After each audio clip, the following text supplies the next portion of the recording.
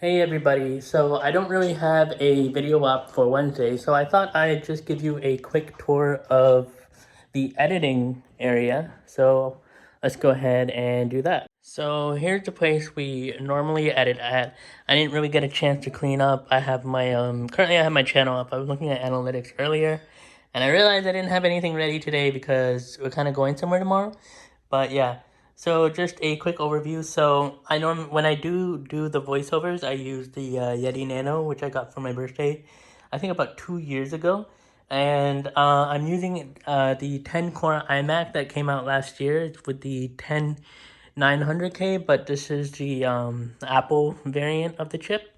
And sometimes I will actually play back the video I'm watching on the television just to make sure everything comes out right and the colors are okay, especially the sound. I'm kind of wary about trying to get the sound too loud, so I try to make the video, like when I play it back, I play it back at 50% volume to make sure it's not too loud. So in terms of editing, I'll go ahead and open up the app I normally use, which is, of course, Final Cut Pro. I started with iMovie, and I kind of taught myself on iMovie first before I moved to Final Cut Pro. So this is a video for one of the other channels I help edit for. So yeah, I'll normally go through that. We have a lot of projects here.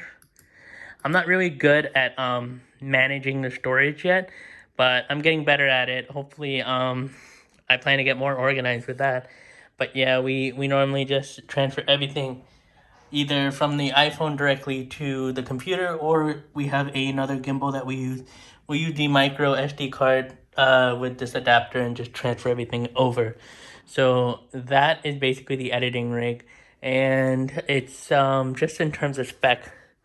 Let's go ahead and check out the specs real quick. So the specs for the PC, the editing rig is a iMac 27-inch 2020.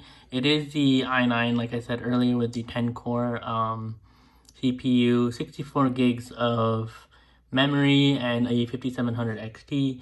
We do have 4 terabytes of storage on here, but sometimes I will transfer stuff over to the SSD. I'll put the cache on here for it. Final Cut Pro cache, and just clear it out often, and a lot of the exported videos are there too. I mean, display, we got the matte display, so like there's no reflection on it, which kind of bugs me with my laptop, but I really like it on this. I'm really interested to see how the new Apple chips will work out. So yeah, again, I was just kind of looking at analytics right now. But yeah, this has been just a quick look. So for our editing software, we have Final Cut Pro. I have this project open, and in terms of I started doing thumbnail editing on this too, and for that I'm using something called Polarr Photo Editor.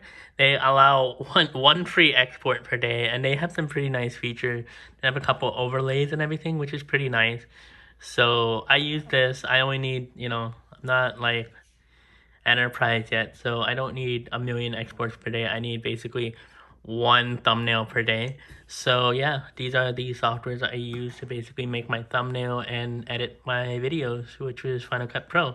And I kind of taught myself over a year, over the pandemic, to basically how to edit. Basically how to edit, and it's not difficult. The most important thing I feel like about editing is knowing your hotkeys. I used to have a Logitech mouse here that I would use for easy copy paste, but right now I'm just using this. It's good. This touchscreen part is pretty good too, but yeah, I missed the one button copy paste. So this was just a quick look at the editing rig. I didn't really have a video for today, but I wanted to try and be consistent.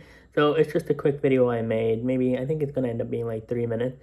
So if you guys enjoyed it, or if you guys have any questions about any software I use, please let me know, and leave a like and comment on the video, and subscribe if you want to see more content. So I hope you guys have a good one. Take care.